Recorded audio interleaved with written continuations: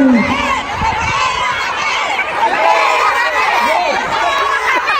may pera kami! May pera kami! May pera kami! May pera kami! Ang sarap madinig ko.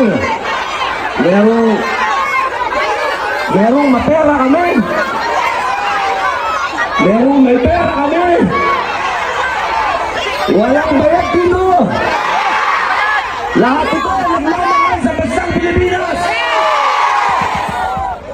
Alam nyo, mga mahal kong kababayan, nararamdaman ko ang nararamdaman ninyo dahil noong 2016, nung ako po ay nangampanya para kay Rodrigo Roa Duterte, sarili ko rin pong gastos.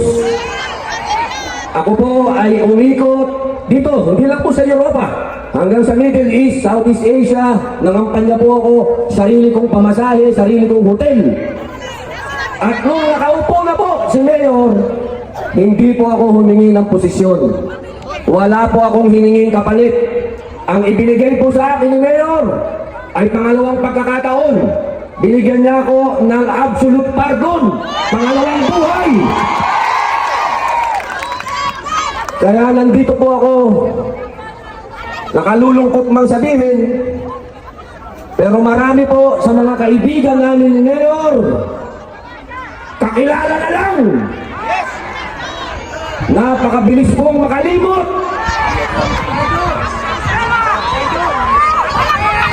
Pero kami naliligayahan sapagkat ang ganap na ito ay nagising ang damdamin ng mga Pilipino. Hindi kami bayad! Hindi kami bayad! Hindi kami bayad! Hindi kami bayad! Hindi kami bayad! May pera kami! Hindi kami bayad! May pera kami! Hindi kami bayad! May pera kami! Bayang Pilipinas, naririnig mo ba sila? Hindi kami bayad! May pera kami! Hindi kami bayad! May pera kami! Hindi kami bayad! May pera kami! Iyan ho ang isang bagay na wala sila. Marahil marami din silang pera, pero walang nagmamahal sa kanilang katulad ninyo. Duterte! Duterte! Duterte! Duterte! Duterte! Bilib talaga ako sa mga Pilipino dito. Ang init, napaka-init ngayon. Noong mga nakaraang araw, nung bagong dating kami, nanginginig kami. Ngayon naman, napaka-init, isuot ko, ang init. Napaka-init pa ng pagmamahal nyo, kaya sold na sold. Duterte! Duterte! Duterte! Duterte! Duterte! Ngayon naman, mga kaibigan, mga kababayan, ako naman po ay makikiusap sa inyo. I love you, ma'am. Hello, ma'am. I like your green blouse. Thank you, sir. Alaikum salam. Ngayon po, na-eksakto po lahat. Na-eksakto lahat itong nangyayaring ito sa panahon po ng kampanya. Isipin po ninyo ang nangyari sa amin. My brother Michael, welcome. Kala nyo, diyan ka marunong mag-English ha. What's my brother there? Welcome, my brother. Ang nandun lang muna tayo sa welcome. Mga kababayan, yung amin pong chairman, yung amin pong ulo, yung amin pong utak, sa ngayon ay nakakulong dito sa Dahig. Nakalulungkot po yan para sa amin sa PDP Laban. Sapagkat para po kami tinanggalan ng ulo. At alam naman po natin na sa digong, kapag darating at magsasalita, ang tao dumadating kahit hindi sila payag. Kaya po ang problema namin ngayon sa Pilipinas. Wala yung aming ulo. Pero nandito kami, sir. Kaya po, katulad na iyong sinabi, lumalakas po ang loob namin sa PDP Laban kapag nakikita po namin kayo. Sana po yung pakiusap. I love you, ma'am. Alam mo, ma'am, sa totoo lang, gusto kong kumis.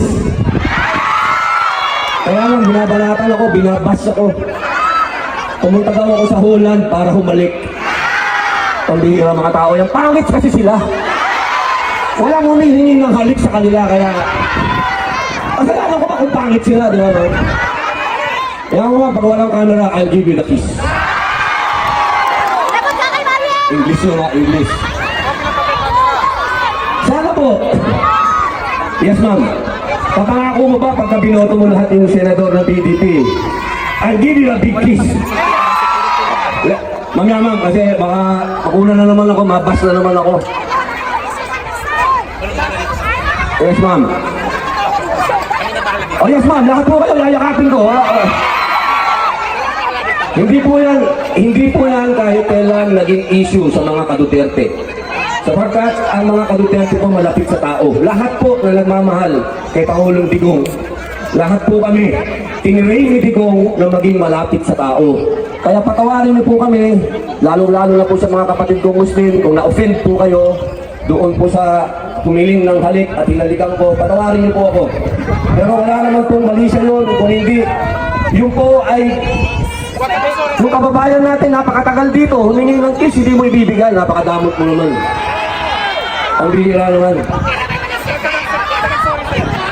Opo, kaya mga kababayan, ibabalik ko po dun sa issue, meron po kami mga kandidato na ito po yung itinutulak ng ating Pangulong Rodrigo Roa Duterte. Ito pong mga senador na ito, hindi naman po ito basta-basta. Mga abogado po ang iba dito. Nandiyan po si Atty. Lambino, nandiyan po si Atty. Rodriguez, si Pete. Andiyan po si Atty. Marcoleta. Andiyan po si Atty. Bondo. Andiyan din po si Atty. Hillo. Andiyan din po si Pastor Apollo Tibuloy. Andiyan po si Kuya Philip Salvador. At nandiyan po yung anak-anakan ng ating Pangulong Rodrigo Roa Duterte. Nandiyan po si Bongo. At nandiyan din po si Bato.